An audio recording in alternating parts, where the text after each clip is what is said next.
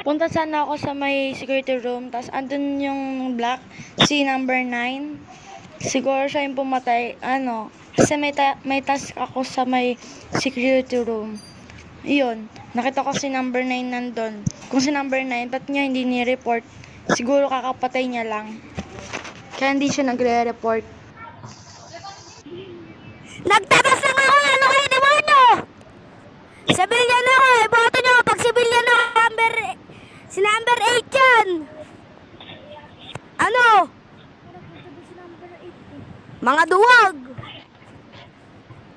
O kaya si number 10, ang killer.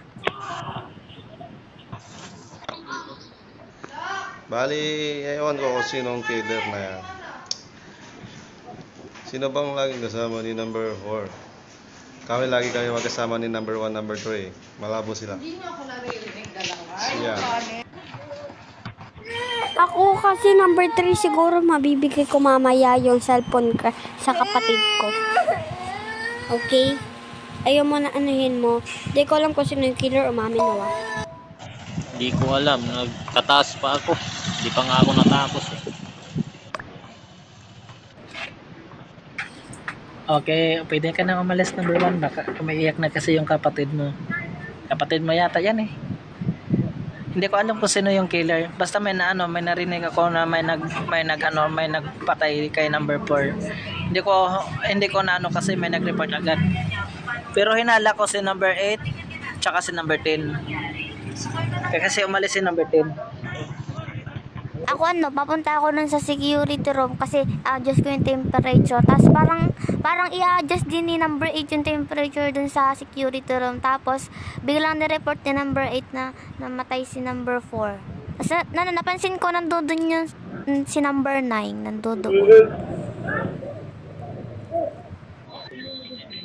Yun guys.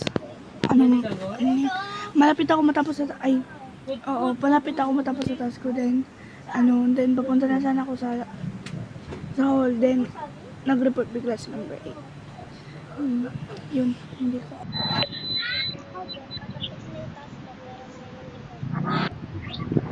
Si number 9. Ako, si number 8 yun. Siguro si number 9. Si number 9. Kasi kasi pinakasabay ko lang po nyo pag email ako kayo si number 8 agad. Mamaya si number 3. Sige. Si number 8, hindi po tayo eh. Kina-charge na yung cellphone niya. Bigla nakita ko si Si number 9, ako si number 8. Magkasama yan lagi. Tapos hindi nagpapataya. Ay, makaintindihan ito eh.